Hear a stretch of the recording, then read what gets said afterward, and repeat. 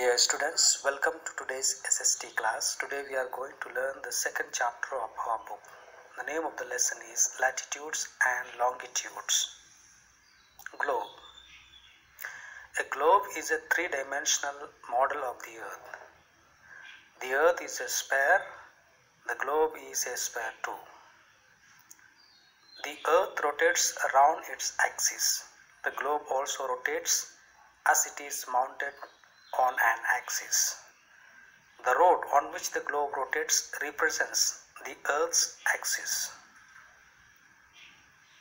The axis is an imaginary line passing through the center of the Earth on which it rotates from west to east.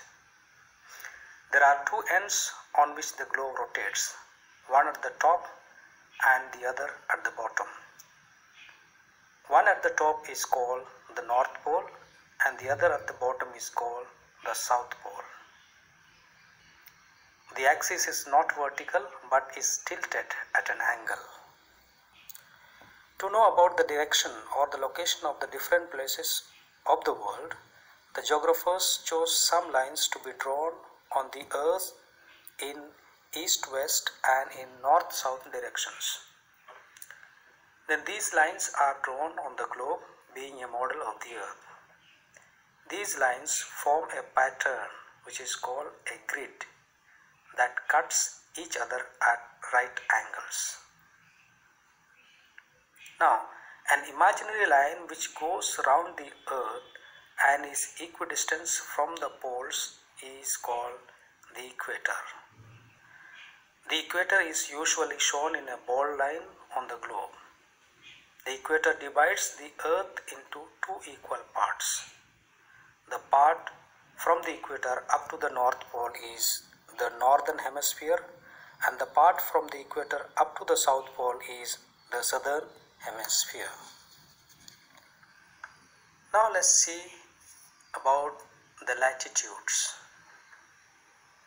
The imaginary circular lines parallel to the equator running east-west around the globe are called latitudes or parallels of latitude. The equator is assumed to be at 0 degree latitude.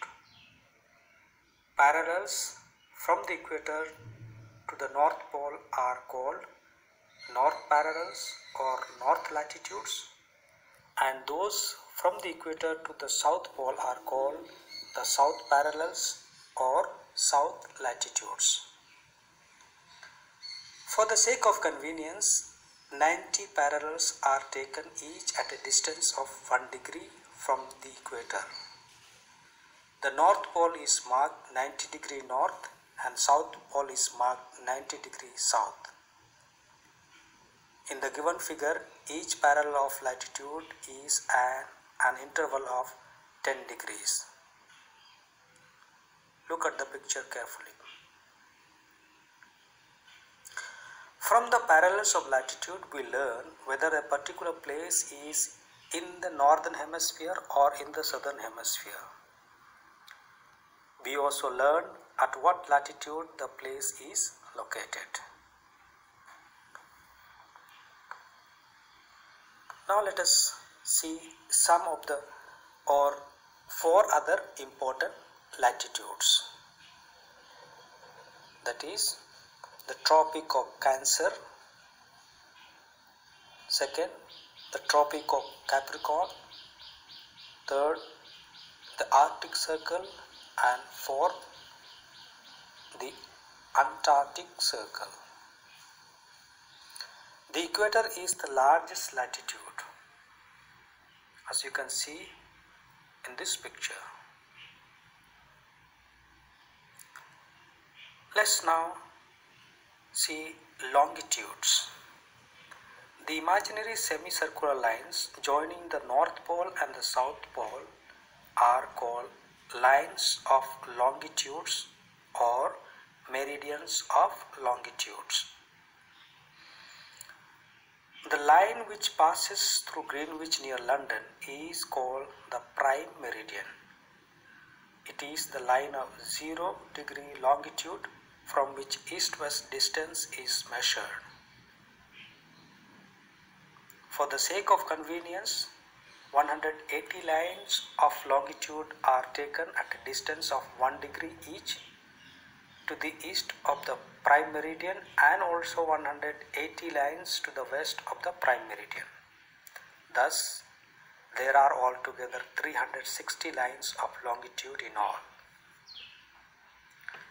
The part to the east of the prime meridian is called the eastern hemisphere, and the part to the west of the prime meridian is called the western hemisphere. And another important we have to notice, the longitude do not run parallel to each other but meet at the two poles, as you can see in the picture.